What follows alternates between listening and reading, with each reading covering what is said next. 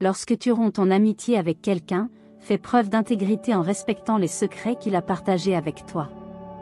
Chacun a 3 vies, une vie publique, une vie privée. S'inquiéter est une perte de temps.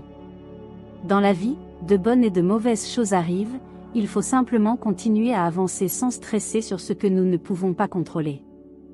L'incapacité à pardonner à quelqu'un crée du ressentiment qui mène à l'amertume, faisant en sorte que cette personne se sente constamment déprimée et épuisée. Ne pleure jamais pour quelqu'un qui t'a fait du mal, souris et remercie-le de t'avoir donné l'opportunité de trouver quelqu'un de meilleur que lui.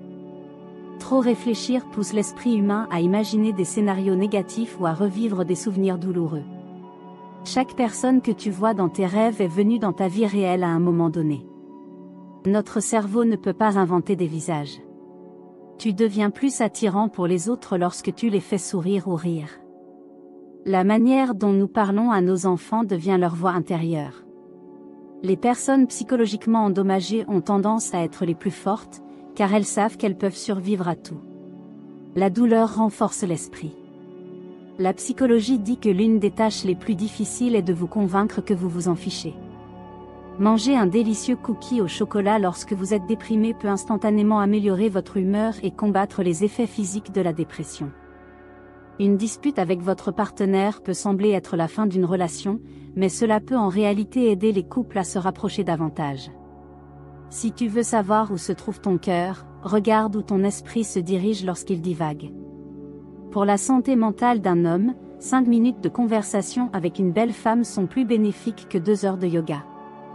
La recherche suggère que la paresse est simplement une part commune de l'adolescence et ne reflète pas un mauvais comportement. Lorsque quelqu'un apparaît dans tes rêves, cela signifie qu'il te manque selon la psychologie. 2 moyens efficaces de lutter contre la dépression sont l'exercice et passer du temps avec des animaux de compagnie. La psychologie dit que pardonner ne signifie pas oublier, mais plutôt laisser aller la douleur. Lorsque les gens disent que tu as changé, il y a 95% de chances que tu aies simplement arrêté d'agir comme ils le souhaitaient. Ne t'attache jamais trop à quelqu'un à moins qu'il ne ressente la même chose pour toi, car des attentes unilatérales peuvent te détruire mentalement. La psychologie dit de ne jamais abandonner quelque chose que tu désires vraiment. Attendre est difficile, mais regretter est encore plus difficile.